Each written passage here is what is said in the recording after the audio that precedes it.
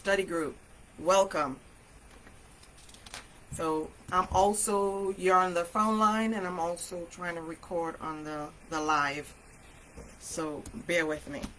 All right, so today we're going to begin review of CDFM Module 3, Competency 1, which Module 3 deals with accounting and finance, and the competency area we're going to focus on today is fiscal law. As you figured out by now, fiscal law accounts for the majority of the questions on Module 1, 2, and 3. So if you're still in the process of studying for Module 1 or 2, understand that you also need to review this section, Module 3.1, because it covers more additional information on fiscal law that you're not going to get if you only focus on one module at a time. Once you've gone through all 3 modules, you will see that the information begins to overlap.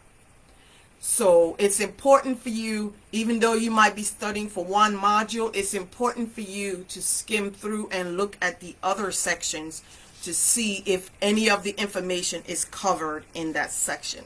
So before we begin, for those on the phone line, if you're on the Facebook Live, I think, let's see, I posted the teleconference number if you look in the details, if you want to call in so that you can ask a particular question outside of the Facebook Live video. Any questions of me before we begin? Okay, I don't hear any questions, so we'll go ahead and begin. So the fiscal law on page 317 opens up by reminding us that in order for us to spend taxpayers' dollars or the funds that we receive, is we must have some type of budget authority to spend those funds. The basic idea behind fiscal law is I can spend the funds on items that is listed in that budget authority. I cannot do anything outside of. So it's unlike other military standards where they say, well, if it's not in the standards, does that mean I can do it? Probably can. But when it comes to funding, it must be directly or even indirectly stated in that regulation for you to spend those funds on that item. Fiscal law talks about, and this is also will be a recap. If you remember when we did Module 1, we talked about the phases, the congressional actions. Once the president submits the budget, going through the budget resolution process, the authorization process, and the appropriations process. So all of that is part of the fiscal law, as you will see as we go through the information. On page 318, it goes into constitutional authority. So if you're on the phone line, if we're talking about Article 1, who is this constitutional authority addressing?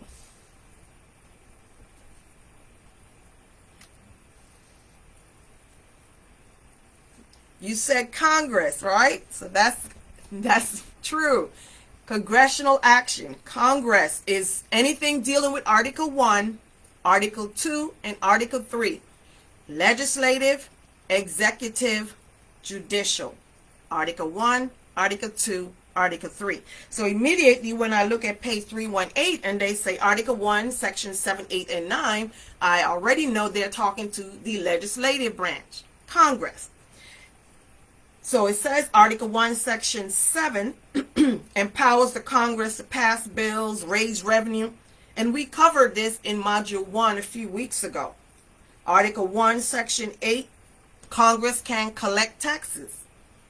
And the one that, and even this part goes into Article 1, Section 9, Clause 7. They even get more detail than how it was covered in Module 1, is they even give you the clause number. This is the one, the reason why the government shuts down if we don't have an appropriation law, because in the Constitution, it states that no money will be drawn out of the Treasury unless we have an appropriation law in place. The GAO principles of federal appropriations law. If you remember, we also talked about that stoplight, right? Red, yellow, green. The Government Accountability Office, let's deal with that first. The GAO is an independent auditing agency that works directly for Congress. Because remember, when Congress gives us the appropriation, they have limitations, guidelines, fences, floors. They got a lot of stipulations in those budget authority. So we need an auditing agency like the GAO to come in and ensure that the rest of us is following those guidelines. So that is the function of the GAO. The individual in charge of the GAO's title is the Comptroller General. Comptroller General in charge of the GAO. So as you can see at the bottom of page 8, it says that we can get regulation, guidance on appropriation law in the GAO Red Book. We also talked about the GAO Yellow Book, which deals with auditing, and the GAO Green Book, which deals with internal control. So I say it's easier to remember if you associate it to a stoplight. GAO Red Book, appropriation, GAO Yellow Book, auditing, GAO Green Book, internal control. On the bottom of page 9, it gives you the Budget and Accounting Act of 1921 that established certain things. It established the requirement for the president to submit the budget to Congress when? No later than the first Monday in February. So it says that was done under the Budget and Accounting Act of 1921. It also is responsible for the creation of the Congressional, OMB, Office of Management and Budget. So remember, Congress has the Congressional Budget Office. The President has the OMB, Office of Management and Budget, and the DOD has the USD Comptroller, to just kind of keep that hierarchy in line. In 1921, that law also established the GAO, the Government Accountability Office. So just kind of keep that in mind. Even if you don't remember the year of that law, understand it's the Budget and Accounting Act. On page 110, you see there's a chart there, a table that discusses certain laws and the description. The one that continuously comes up in these modules is OMB Circular A11. So you look at the OMB, Office of Management and Budget, and I just told you who they work for. OMB is the resource manager, CFO, for the executive branch. So when they publish guidance, it's done in the OMB circular. So do I have any question on those that are on the phone line?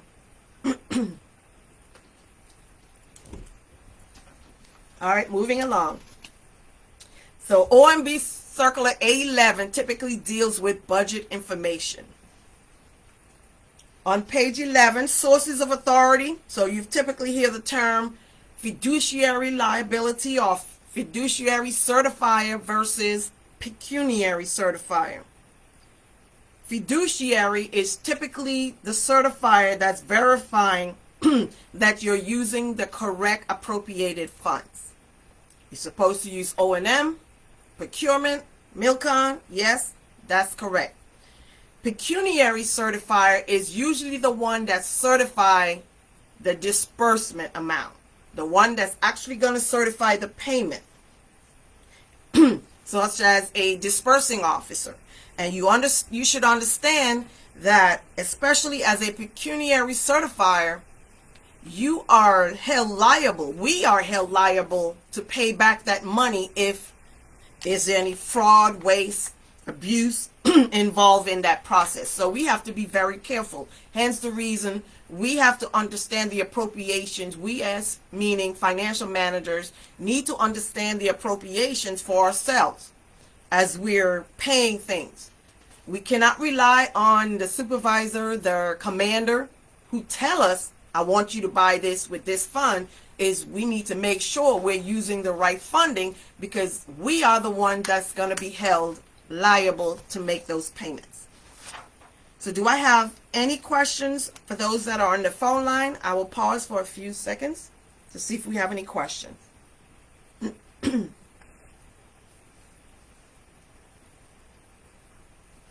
And remember, this is a study group, so if you have questions, this is the opportunity for you to do so, because sometimes when you're operating by yourself, studying by yourself, it's kind of difficult if you don't understand something.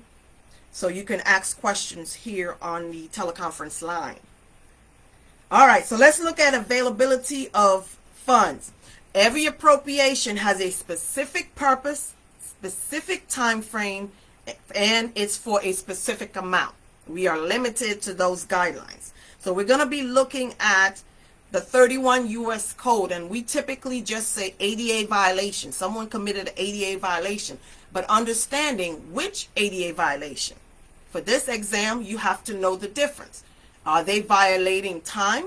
Did they violate the amount? Or did they violate purpose of the appropriations? So we're going to look at each one of those. So whenever you have a list, you need to make sure that you understand the differences. So if they mix that list up, they got purpose over here, description over here, and so forth, can you match the purpose, the time, and the amount, and the proper 31 U.S. Code? At the bottom of page 12, 3.1.12, it talks about annual appropriation, which we know some appropriations are only for a year, meaning available for new obligations. When we say good for a year. Multi-year, you have RDT&E, 2 years. Procurement, 3 years. And your military construction and shipbuilding conversion Navy are 5-year appropriations. So they are multi-year. But let's not forget, you also have no-year appropriations. Can anyone tell me what's an example of a no-year appropriation? Any type of fund that is... Commissary. Commissary, right? So the working capital fund is the fund that is used. It doesn't expire. Once they get it for a specific purpose, until that purpose has been exhausted, they still use it. Excuse me.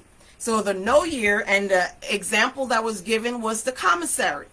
Perfect example of a working capital fund, meaning the commissary takes their funding to buy the food items to put them on the shelf.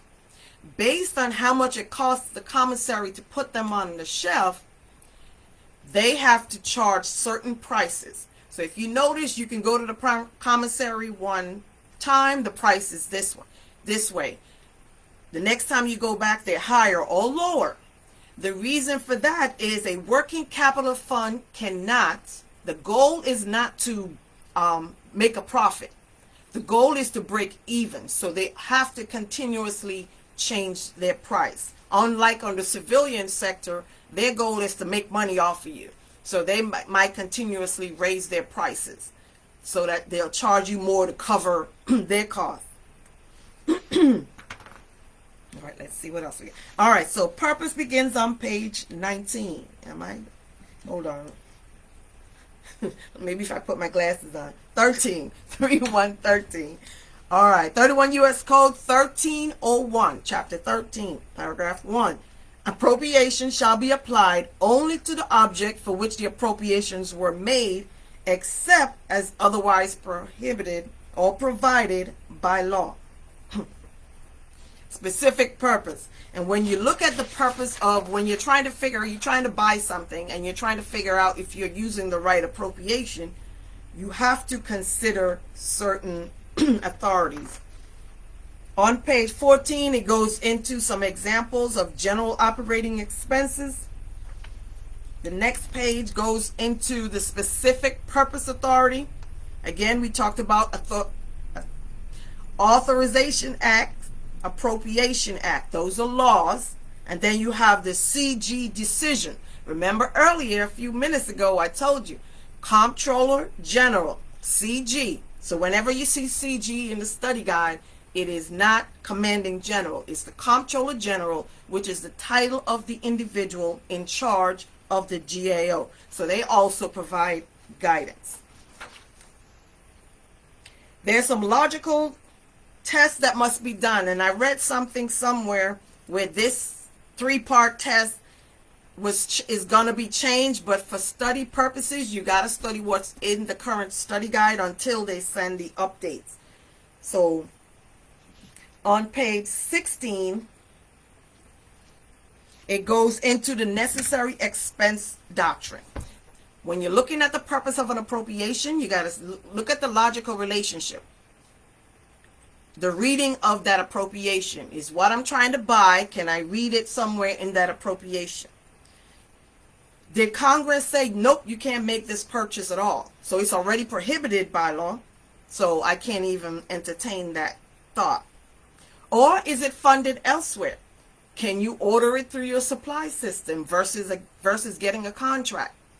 So especially if you deal with the government purchase card, that's usually where the issues lies, is people, it's easy, it's quick, they just go charge. So individuals don't typically want to think about, oh, I could have ordered that through the supply process, the normal supply system, and not just use the GPC.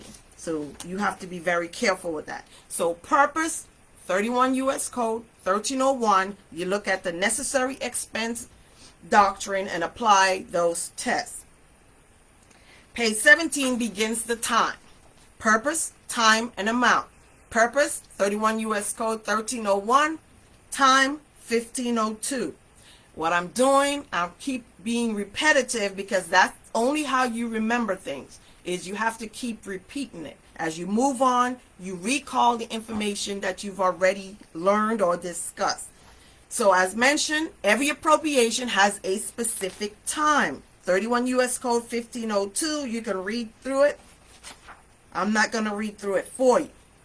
On the next page, it talks about the bona fide need. So when you're looking at time, especially if you have an annual appropriation where it expires the end of September of the following year, you got to look at bona fide need.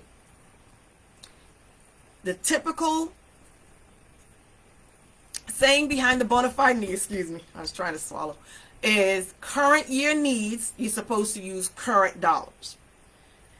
But the difference comes in when you start talking about contracts.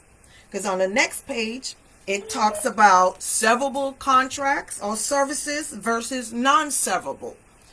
So your exceptions come when you deal with severable services. So a severable service is any contract that even if you end the contract today, you still would have received a benefit in the years past. So a severable, the best example given is routine maintenance, cleaning contract. When those individuals come in to clean every week, that's a severable service, because if the government wants to end that contract, it doesn't mean that they did not already receive a benefit that they have to pay for. What you have to understand with severable services is if you have a severable service that's 12 months or less, regardless of when you need to obligate the funds, you will obligate the full amount. What am I talking about? If you have a contract that starts 1 September and it goes to the following August, it's 12 months, you will obligate the full amount of the contract with current year funds. The difference comes in if, let's say, that severable contract or severable service says it's a 13-month contract. Anything over that 12 month is you can fund the entire 12 months regardless if it crossed the fiscal year. You can use a current appropriation, but for that 13th month, you have to subject to availability of funds. You have to have new appropriation to pay for the additional months. Any question on that? Let me pause there. That was a mouthful.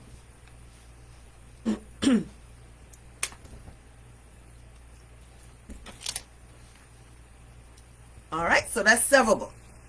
A non-severable contract, on the other hand, is a service that once you start the job, you have to complete it. An example they give of a non-severable is training. If you go to a school and the school is a week long and you drop out in the second day, you did not complete the whole week. So that's a non-severable. We want you to benefit by completing the full 5-day course. Non-severable can be, we're repairing a building. and we started to repair it, and we decide, oh, we don't want to repair it anymore. Well, the hole is still in the building. You still got a problem. You didn't complete your process.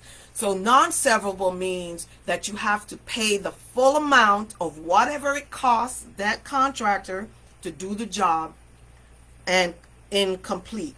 Any question on severable versus non-severable?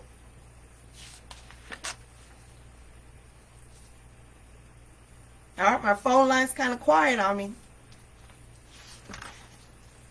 You're good, ma'am. All right. Okay, I must be getting better, y'all. Not a lot of questions. Okay. I like the questions because it makes me think, and especially because I've been doing it for so long, I might end up missing something. I hear it in my head, but I might not be saying it. So please feel free to stop me at any time. What I want to make sure you understand on page 20, though, is often we deal with subject to availability of funds for the new fiscal year. However, there are some instances where when it comes to 1 October, we already have authority because Congress have already appropriated the new appropriation for that new fiscal year. So on that page, what they're talking about, the second paragraph is what we're used to. We usually operate with CRs up to a point, just like we did, and then we eventually get, so we typically, if you're writing a contract and it needs funding for the new fiscal year, they'll say subject to availability of funds. However, the first paragraph is letting us know that there's some instances in September where we actually get approval for the new appropriation for that next fiscal year. And what it's telling you is, as they're doing, the KOs are doing the contracts, they can actually cite that new appropriation if they have all the information to do so, because it's already been approved. So permissible action, if the Appropriation Act is already enacted prior to that fiscal year versus it's subject to availability of funds. We're operating under a CR, they're not going to give it to us at this point. On page 21 talks about termination of contract. And I think this is covered in either module 1 or 2 also in more detail. So that's what I'm talking about, how the information overlaps. So termination of contract means it either can be terminated because of contractor default, they didn't complete the requirements. So if you are a contracting officer representative, COR, your job is to verify that these are the things on this checklist that this contractor is supposed to do, and then verify did they actually complete the task. So sometimes the KO has to fire a contractor for contractor default. And I saw it a lot when we deployed, especially when it comes to electrical work. Or we had one when I talked about repairing a building. And then when we looked, it was like, okay, they said they were done, but you could still see holes where the roof was separated from the actual building. So contractor default. But then you still have a requirement. So what can be done then to complete that job? If we had to fire a contractor, what can be done when it comes to funding? Any thoughts? We can use the rest of the funding that wasn't used to hire someone else to complete the work. Right? So the first step is, yes, we can use the remaining funds to get someone else to complete the work. But in most instances, that other contractor probably damaged things so much that it's going to cost the new contractor more. So there may be a cost increase. So what you have to be careful with the cost increase is there's usually a threshold where if you go over, now you need to submit that request like a brand new request. What is another reason that I would need to resubmit for approval in that scenario? Can I go in and then change the performance work statement from what was already approved? No, ma'am. No, right? So if you change the scope of the work, you might have thought of something after that contract was already approved for the first approval, And then later you might decide, well, yeah, what if I have this new contract to do XYZ? Guess what? They're going to charge you for XYZ. So you cannot change the scope of what was already approved. You will have to resubmit for approval. And also you have contract termination due to convenience of the government. And that is often, if you read through the contracts, I know as financial managers, a lot of us, we don't read the contracts that we get. We kind of just process the PR, the purchase request, documents, submit them. But it's important for us to also be able to understand, because there's different formats for contracts. What does the contract say? Especially if you become a COR where you're managing a contract or managing the work, is you need to know what are they supposed to be doing, what are their guidelines, and does it say convenience of the government that we can cancel that contract? Make sure that all those things are stated. There's also in those contracts, it typically will have limitations on funding, certain like timelines, checklists, all those things you have to be aware of. So we're still on time for appropriations. So on page 22, we already discussed, you got annual appropriation, multi-year, and no year. The most popular no year appropriation is the working capital fund. Make sure that you know the chart, table 312 on page 23. All right, it talks about the basic appropriations that we deal with: MILPERS, O&M, RDT&E procurement, shipbuilding, conversion, Navy, and military construction. It tells you the description of what they're used for or can be used for, and then the period that we can have, the obligation period for new obligations. What I want to point out for you on this chart is the O&M. So MILPERS and O&M are expense type, and they are 1 year annual appropriation. But with O&M, what they're letting you know is you can use O&M dollars to do minor construction up to $2 million. If you have an older study guide, I think that amount was less. But now in the new study guide, it says minor construction up to $2 million, you can use O&M.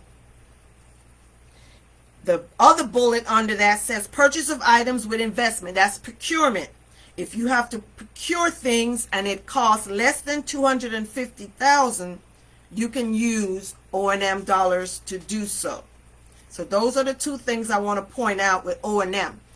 Most of us know, okay, day-to-day operations, salaries, and so forth, but military construction and procurement, you can use O&M. So RDT&E, research, development, technology, test, and evaluation, is a 2-year appropriation. Procurement, 3 years, investment type, right? And shipbuilding, conversion, Navy is a procurement, but it is a 5-year appropriation, investment type. And military construction is a 5-year investment type. On page 24, it goes into 31 U.S. Code 1555, which deals with the no-year appropriation. So even though those appropriations do not expire, they have guidelines and stipulations on them. Oh, I do. Okay. Working capital. All right, so I see a question. Actually, for those that are on Facebook, when you write your question, I'm going to have to come back to you so that I don't slow up this process. Okay, so I do see your question. Acknowledge, Daniel. I do see your question. I will address later. All right, so on page 3125, it goes into the appropriation life cycle. And I like to deal with diagrams because it's easier for me to remember things. You got phase 1, phase 2, and phase 3. What that is saying, every appropriation goes through 3 phases. Regardless if there are 1 year, 2 year, 3, or 5 year appropriations, they are all in phase 1 in their current account. Current, meaning what things can we do? We can have new contracts, new obligations. We can do new things with these appropriations. Every appropriation also eventually, so let's say you have a 5-year appropriation, it's in phase 1 for 5 years. How long is the appropriation in phase 2? Who can tell me? How long is an appropriation in phase 2? 5 years, ma'am. 5 years. Every appropriation stays in phase 2, expired state, for 5 years. If I have a military construction, phase 1 for 5, phase 2 for 5. What things can I do with an appropriation that's in the expired state?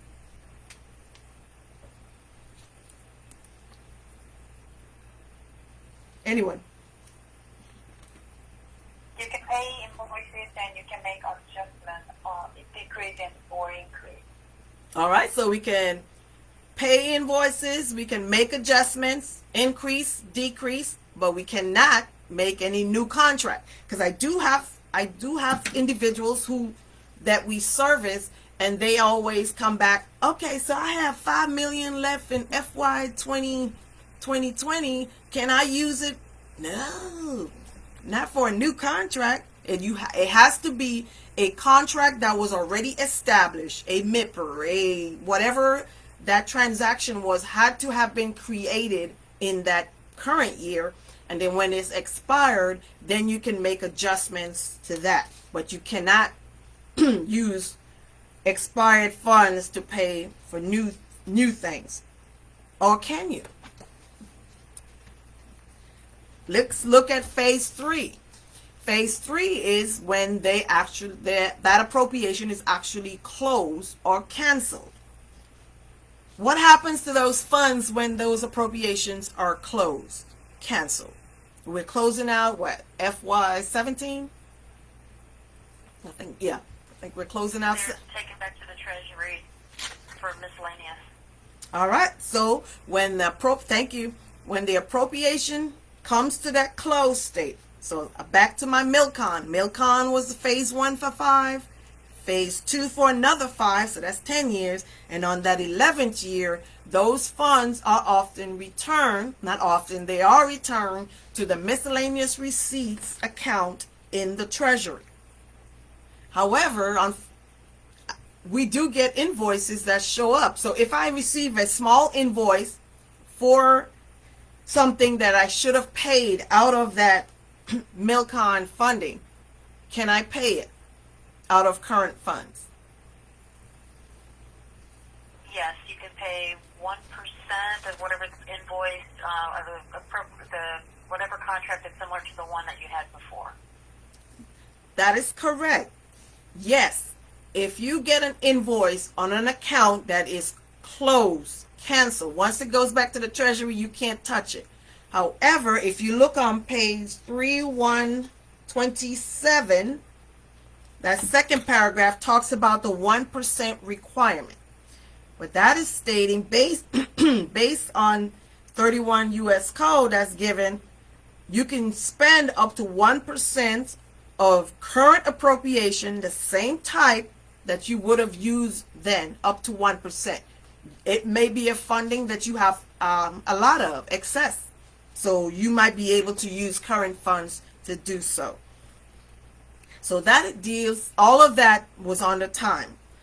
Purpose, 1301, time, 1502, amount on page 27, 31 U.S. Code, 1341, 1342, and 1517.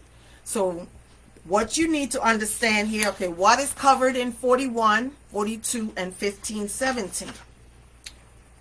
On the next page, page 28, it talks about amount as it deals with 31 U.S. Code 1341.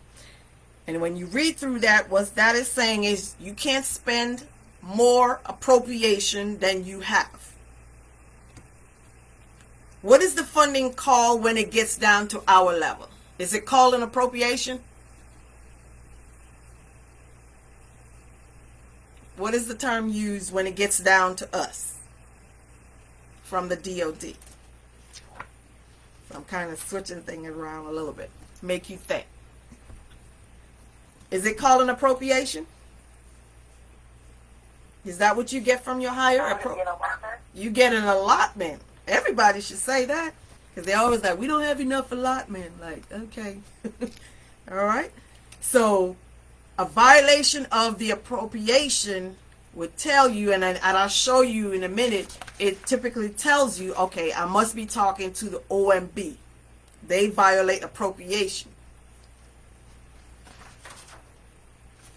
1341, you have different forms of budget authority. That means, again, as I started off, you have to have budget authority to expend these funds.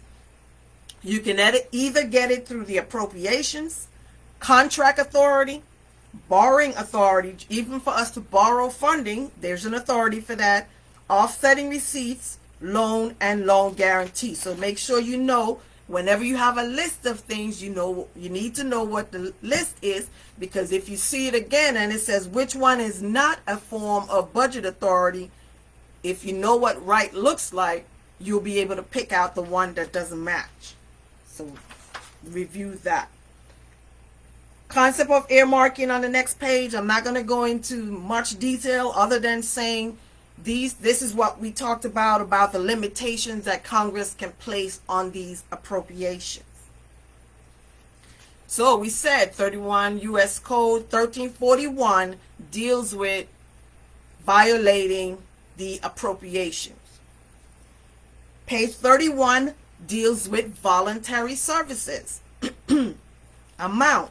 Can I pay someone who wants to come in and volunteer in the office just to learn skills? What are the guidelines? So right? So what's the guideline there? So let's say I have a GS-12, it's actually vacant, but I have General so-and-so's spouse. She used to be a financial manager. She wants to update her skills in GFIBs and all these fancy systems that we use. And she's like, you don't even have to pay me. Can we accept voluntary service? No. And if no, why no? Why can't we? So the answer was no. So why can't we accept voluntary service? And you don't got to worry about paying them, and you get some help doing your work, right? Why not? U.S. Code, you're just saying 1341, it would violate that, because you can't put them in something that someone would normally be paid for. All right, so that's 1342, voluntary services. That's what we're on. Make sure we clarify.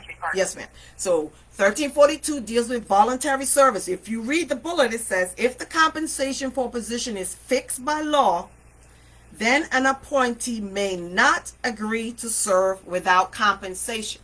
If it's by law, this is a GS-11, GS whatever position, and the same type of work that I'm trying to train you is for that position, then no, you cannot accept voluntary service without compensation. If the level of compensation is discretionary, that means you have the authority to put it to zero. And only thing I can think of is like the family readiness groups we used to have back in the day. I don't know what they do today, kind of out of touch. But the FRG, before, nobody got paid. Then eventually they did have some members. If they were in charge of the FRG, they got a certain payment. But they also have the ability to put that payment to zero, where people can volunteer to serve on the FRG.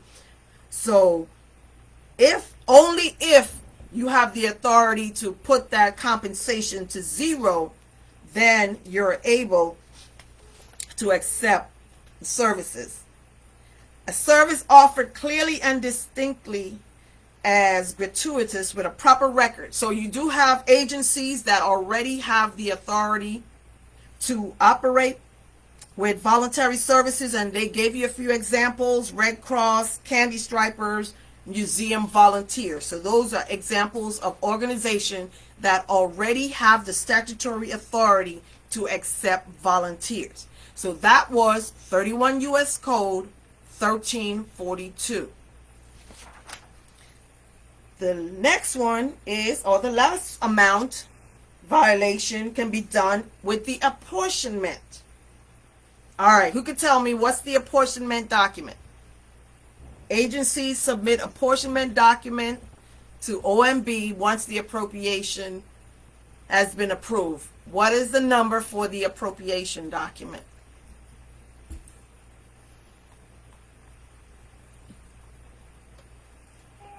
Is that Treasury warrants for the SF-132? Okay, you pulled it back out. So you set it at the back end. So the Treasury warrant is a separate process, but the SF-132 is correct. So the apportionment side, remember, two things happens when Congress appropriates. The Treasury issuing the Treasury warrant, that's the notice to say all right, we got the law, Constitution has been satisfied, your account's set up. And the second thing is the apportionment process, which OMB apportions funds.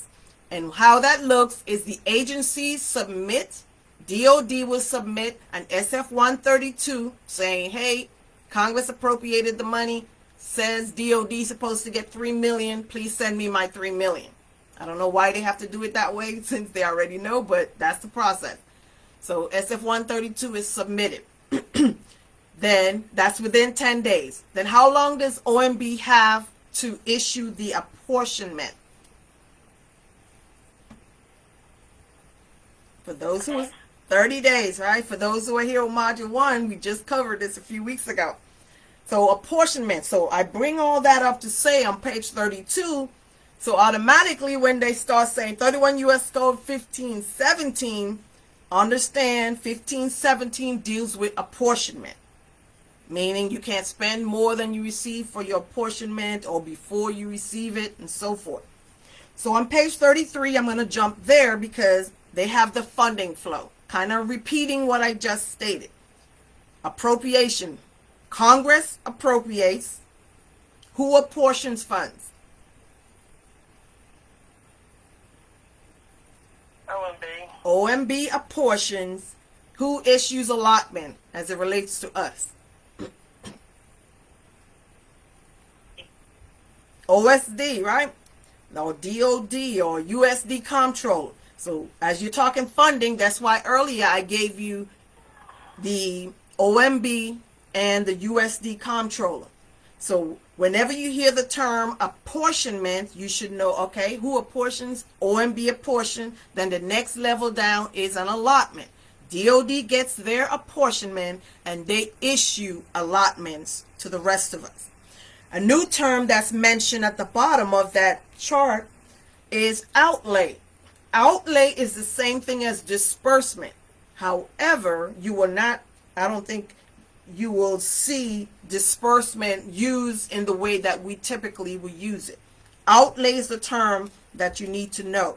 And the final bullet says, finally, the government liquidates the obligation by making a disbursement or outlay from the Treasury. So basically, when the Treasury pays that bill or pays for that contract, that is called an outlay.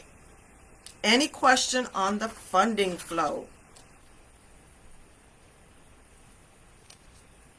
They talk a little bit on the next page about augmentation. An agency may not augment its appropriation from outside sources without specific authority. So the augmenting, if I think module 2, it talks about like they have on the MWR recycle programs, all these what else? When you hunt on post fish and they charge you a certain amount, can you offset your appropriation with those funds? No, you can't mix the pot. What augmenting is saying, you have to have the authority to do whatever you're planning or trying to do with those appropriations. All right, switching gears now, we will move on to gifts and donations, which begins on 3/1/35. I'm laughing at myself. I have to put my glasses on and read. It was like, wow, remember the days. All right, gifts and donations. Can we accept gifts from contractors? Contractor said, hey, we've been doing business for a few years. I want to give you a gift. on behalf of our organization? Can you accept a gift? And if so, what are your limitations? Okay, so I got a yes, you can. Not more than 50. Yeah, sorry, ma'am. Yes, ma'am. $50 max for the year. Not more than $20 for each time. Okay, so the stipulations with the gifts from a contractor is $50 within a year. And the value of that one gift that they give me cannot exceed $20. And for a total of $50 from that contractor. Gifts to employees. What is the stipulation? And if you notice on the bottom, let me go ahead and point out the bottom of that page, when it talks about gifts to an employee, they even tell you to go back to Module 1, Competency 2, because if you go back there, you will see there's more information that deals with, so the stuff that we are relaying that you probably do not see on this page was already mentioned in Module 1, Competency 2. So they even tell you that there.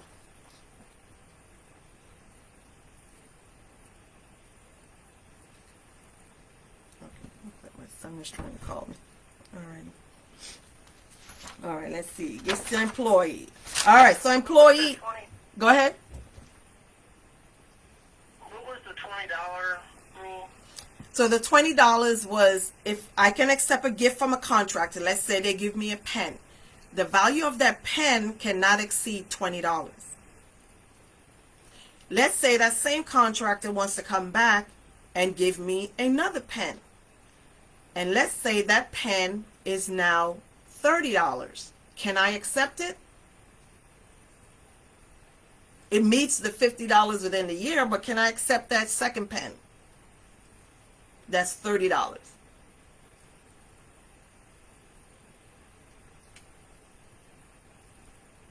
Everybody should answer. Come on. Can I accept a pen that costs $30? I'm not sure what you're asking. I thought it was the $20 rule. Like if you were to go to lunch and they offer to pay, it's the $20 rule. That's correct. That's correct. So if that whatever the value of that gift is, if it's more than $20, no, you cannot accept it. So that's all I was trying to show there. Is you cannot accept a. But if we go to lunch. Mm-hmm. But if we go to lunch, 4 months from now, then we can have, even though it might be a different person, same vendor or company, we can do $20 again, correct? That's correct.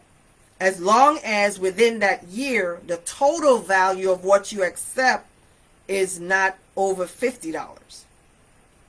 So it's 2 guidelines you got to review. Did I clarify that enough for you? But it's Yes, ma'am. okay, and it's explained in more details in Module 1, Competency 2.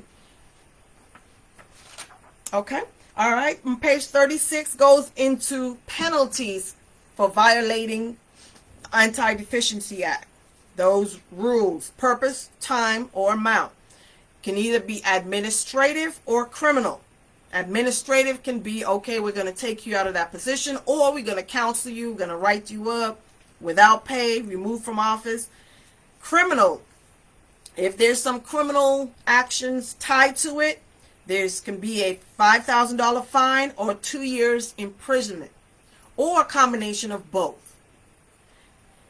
And oftentimes when people are caught with these things, there are additional charges that's tacked onto it, so your year's imprisonment may be even more.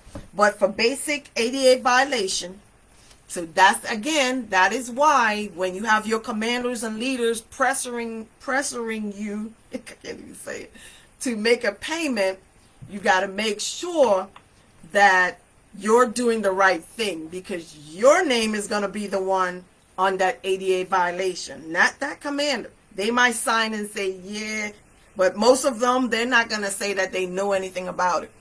So I always do, if they try to pressure me, I do a memorandum for record. I ask them to sign it, and most of the time they're like, no, we good then. Because I say, yep, I'm not going to jail for anybody. All right, let's see what we talk about. Antideficiency Act violation reporting. So there's some instances where you have to report this ADA violation. So let's go through this paragraph. Let me get my pen. So on page 3137 is where I'm at. So based on DOD FMR volume 14, they give you the paragraph, requires notice of a suspected ADA violation. Again, soon as you figure out, okay, this is a violation, that you got to send it to your hire, you got to send it when? Once you realize you have a problem, when do you have to notify hire? You have 2 weeks. Within 10 days. 10 days or 2 weeks. To notify, I'm writing in my book, hire.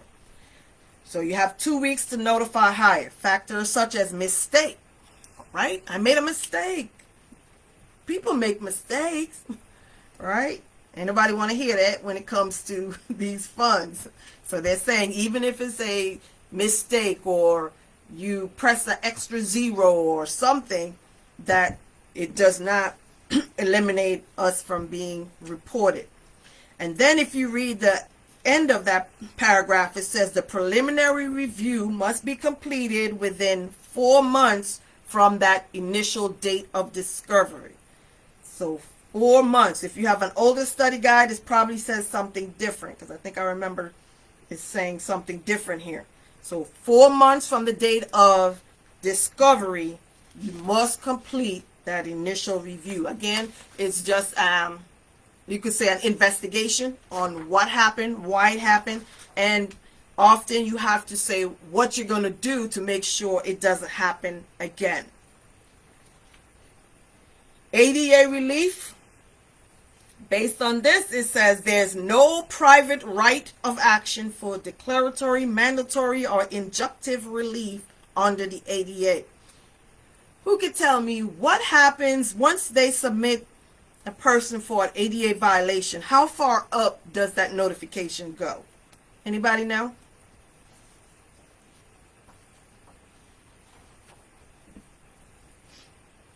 And I think I used to Google, what is it, GAO.gov.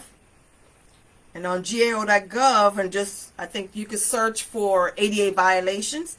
There's a letter that goes all the way up to the president. And I think I'm going to make myself a note to send it out to y'all so you can see. And they actually name the person, what happened. And the way I look at it is, if they send up your name, and oftentimes it's not even for large amounts, that means that subordinate organization could not cover that cost. And it was fraud or criminal actions associated with that process. Because most people don't want to look bad for their organization, so they try to fix whatever the issues are. So I'm going to GAO letters. All right, so I'm making myself a note here. All right, do I have any question on anything we've covered so far? Because I know fiscal law is there's a lot going on.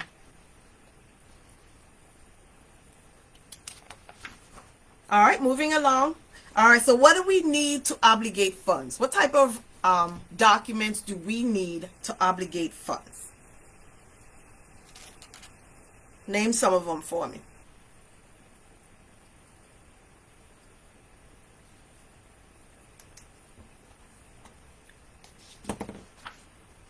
Contract, y'all heard of contracts? Help me out here. Contracts, right? Y'all heard of MIPRs, right? Military interdepartmental purchase requests, documents, interagency orders. So those are all obligating documents that obligates the funds. Let's go back. Commitment is setting the money aside. Administrative reservation. I'm going to lunch, so I'm going to put $20 in my pocket. I've committed that $20. But I haven't gone out to eat. I haven't ordered nothing yet. Obligation is now you have legally bind the government to make that purchase. With my $20 in my pocket that I've committed, now I go out to lunch, I order the food, I eat the food. Now I am obligated to pay for the meal with that $20. So I've obligated that $20. When it comes to recording principles on page 40, an obligation, they give you the definition, over recording, under recording. What this is talking about, talk about DTS. When you're going on a trip and you do your authorization, that is often an estimate, right? You think, okay, well, we know the plane ticket, the hotel, but all your incidentals and those other things that you placed on there are estimates. So you try to think of everything that you might need to charge in the authorization. So when you come back and you do your voucher, the goal is, even if your voucher is less, at least you have enough money already in the authorization to pay for it. So what they're talking about, over and underestimating, and then you got to come back now like, okay, we need additional fund in DTS LOA, because I deal with LOAs, as you can tell, because you didn't consider, oh, I needed to get a bigger vehicle because I was the one that's driving everybody else and I didn't put it in the authorization. So recording principles, that's just giving you some examples. Page 41 talks more extensively about CRs, continuing resolution. Why do we need a continuing resolution? Why do we keep doing this? Why do we need it? Who can tell me?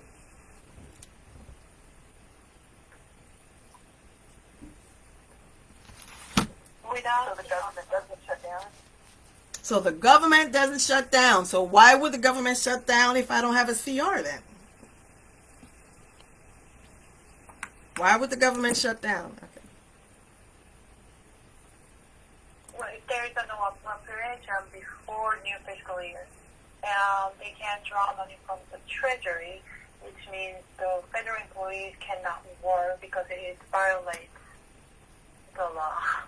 Okay, I see you. She's pulling weeds, but that's all correct. But what I want y'all to make sure you know, it's Article 1, Section 9, and we just learned is Clause 7 says that no money can come out of the Treasury unless you have an actual appropriation law or you have a temporary appropriation law, which is what the CR is. Continuing resolution. Temporary, stopgap, that allows us to continue our operations. What are some of the guidelines that we operate under the CR, that we have to operate under?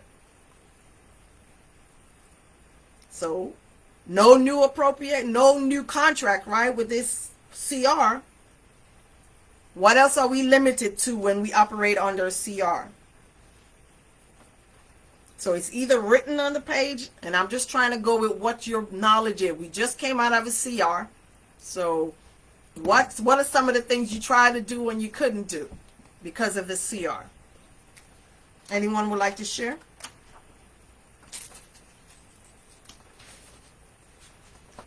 No new starts. Right? So no new starts. And you also probably are restricted to the same rate of operation, right? They say, okay, based on how you were operating last year, at this time, you are restricted to those actions. So there's a lot of stipulations. So when you go through on page 42 and beyond, that's what they're talking about.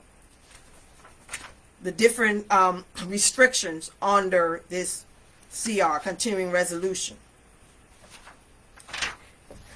Rate not exceeding, let's look on page 43. Rate not exceeding the current rate, continuing resolution spending pattern. Oh, that's not the one. Page 44, that first one. So let's say under the CR, you spent $5 million. And once you receive the actual appropriations, you only receive allotment for $4 million. Have you committed an ADA violation at that point? What are your thoughts?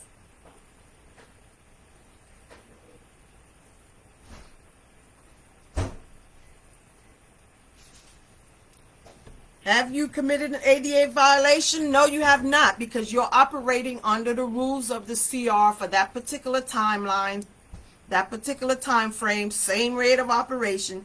So even if the rate of operation exceeds the final appropriations, no, you have not committed an ADA violation. So they talk a lot about the shutdown on page 46 and the accountable individuals, which begins on page 47 on that chart. There's 4 of them. Others, which is just your miscellaneous. DAO, departmental accountable individuals, certifying individuals, dispersing individuals, and others. And as we talked about earlier, the fund certifiers, pecuniary certifiers, which certifies the legality of the payments or the actual proper using the right appropriations to make that purchase and also to disperse the funds. If we're not familiar with a particular request for funding or for obligating, you can always get advanced decisions. That's on page 49. A certifying officer or dispersing officer has the right to seek advanced decision, whether it's from your DOD general counsel, or it might just be from your higher or your local ethics. Let's say something to do with fiscal law, meaning gifts from employees or dealing with gifts from contractors. You can always go to your counsel to get advance, and make sure you get it in writing. Relief of accountable individual. Let's see what these say. Physical loss, right? That means you actually have funds and you lose the funds. The Secretary of Defense determines that the official was carrying out official duties when the loss occurred. So what are we talking about? The Comptroller General must grant relief under the following circumstances. That means you did everything that you were supposed to do, but you still had a physical loss or improper payment. The loss was not the result of anything illegal or criminal. The loss was not the result of fault or negligence. Again, you have all your checks and balances in place, but yet this still happened. Illegal, improper payments. Payment was not the result of bad faith or lack of reasonable, I think that's supposed to be care. The certification of payment was based on official records, based on everything, the document that you received. Let's say you're certifying someone to get basic allowance for housing. They bring you in a marriage certificate. They bring in all the right documents based on the documents that they gave you. You had no reason to think that anything was wrong. So these are instances where you may be granted relief. What are the statutes of limitation on the next page? If it's for error, the statute of limitation from the time the Comptroller General receives the account is 3 years. And if it's anything dealing with fraud, there's no time limit or statute of limitation. So remember, when you sign those documents, when you process those purchase requests, when you make those payments, your name will forever be on those documents. And if it's found that the individual somewhere in the chain committed fraud, then they're going to look back at each one of those individuals. All right, let's see. So the basic idea behind fiscal law is you must see it in writing. You must have the budget authority to spend the government's funds, the taxpayers' dollars, in the manner in which they were intended to. Are there any questions on anything we covered today with fiscal law? CDFM Module 3, Accounting and Finance. Any questions?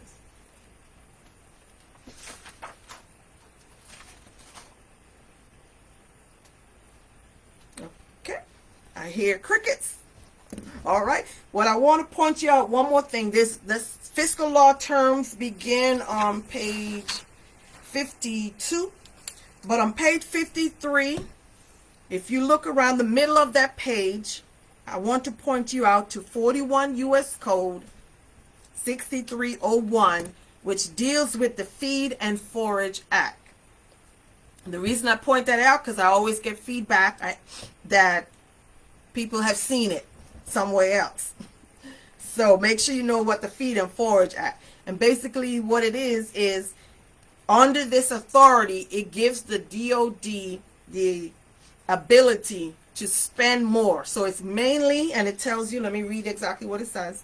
Feed and Forage Act authorizes the defense to incur obligations in excess of what's available if it has something to do with buying clothing for, let's say you deployed somewhere and they need to buy additional clothing to match the environment you're in. Food, fuel, medical, transportation, hospital supplies. So emergency situations where they have no choice but to make these additional. So under the 41 U.S. Code 6301 Feed and Forage Act, it grants that authority to the Department of Defense. I'm pointing out there because I do not remember seeing it anywhere else in the study guide but on this chart. So I need to make sure that you zoom into that.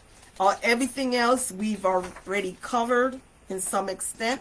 But again, this is study group, so I'm not reading every single word. That's for you to do. When you first read, you need to make sure you're reading it like a novel. You're reading everything on the pages. Second time you go through that section, you're making notes off to the side. Not just highlight. I've seen people with books, they got green, yellow, red. It looks beautiful, but you're not going to remember nothing. Pen and paper. Get your pen. Put what's important about that topic on that page. And then the third time you go through that material, you should just be looking at the topic and focusing on the notes that you wrote to the side. So the fourth time when you go through is you should just be able to look at the topic, sit back, and articulate to yourself everything that you have read and learned about that topic. On the exams, for those of you that are new and have not taken any of the CDFM exam, the exam is just you and that computer. Multiple choice, 80 question, 2 hours. You're not going to be able to use the book. The test is not going to be it's not going to say this is competency 1, competency 2. It's just going to be 80 question all jumbled up. So that is the reason I went over how the test was broken down so that you can see, okay, I need to focus on fiscal law because that's the majority. Then whichever section has the majority of the question, that's the order you need to zoom in after you've been through the material. Any additional concerns, questions? Let me check the comments. Nope. All right, that's all I have for today. This is Helen Thomas and the CDFM Study Group. Please consider subscribing to our YouTube page. And what happens, the reason when you subscribe is that it allows Google or YouTube folks to push out the videos more so more people can find it without actually having to search. It'll end up on their YouTube page. All right, so thank you all for stopping by, and I'll see you guys again next week when we continue CDFM Module 3, Competency 2, which I think is the finance section of this study guide. All right, that's all I have for today. Y'all have a good one.